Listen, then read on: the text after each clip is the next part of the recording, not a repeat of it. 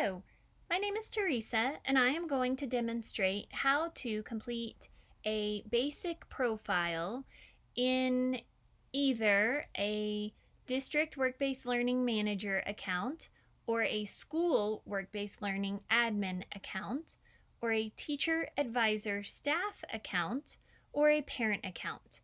The steps are the same for any of those accounts. We are doing this on the Pikes Peak Business and Education Marketplace. I am assuming that you have already registered your account and activated your account through the email that was sent to you. If both of those items are not done, pause the video and take care of that now. Or if you need to watch the how to register for an account on the marketplace, feel free to watch that video tutorial first. All right, is everyone else ready? Let's get started. First, we're going to click on the sign in link at the top right-hand side of the ppbea.org website.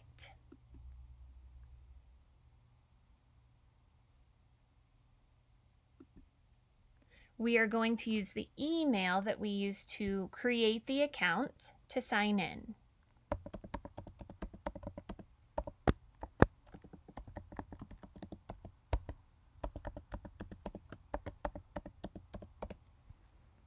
And we're going to push the login button. I am signing into my staff test account to show you how to complete the basic profile information. There are two different ways to take care of this. First, you can click on the profile link in the menu bar on the left-hand side of your dashboard. The other way would be to navigate to the profile completion box on the dashboard, and you can actually click on the pink sentence, the pink wording that says, "Please complete your basic profile." As you can see in the profile completion box, there is a taskbar that tells you exactly where you are and what has been completed and what still needs to be completed. So we're going to navigate to this profile link in the navigation pane on the left side of the dashboard. We're going to click that. That will open up our profile for us.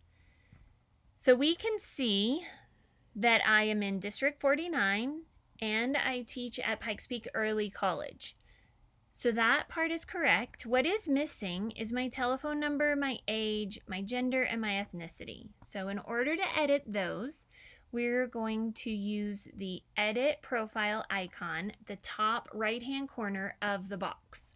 So we'll click on that. A new window will open. My first and last name are already populated because I entered those when I registered. Next, we're going to put in our birthday. Now, I realize that for some of you, you're not going to understand why we're entering a birthday. All users are entering their birthdays. It's mainly to track the students and their ages when they're applying for opportunities. So in order to do this, we can actually type in the number, our birth month, day, and year right into the bar, and that will enter our birthday. Next, we're going to choose the gender we identify with. The current pathway, this is something you can add. If you have a current, this would be more for CTE, teachers or instructors. If you work in a certain lane, you may want to enter that here. This is strongly encouraged for students, however, to enter their current pathway. It can always be changed at a later date, but we want it to go right here. Next, we're going to select the ethnicity that we most closely identify with, or you can choose that you prefer not to answer. Next, we're going to enter our telephone number, and we're going to click OK.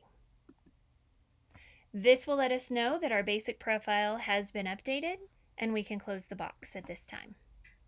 As you can see, In our profile, our telephone number, our age, gender, and ethnicity have been added. If you entered something incorrectly, you can go back to the Edit Profile button and make any changes that need to occur.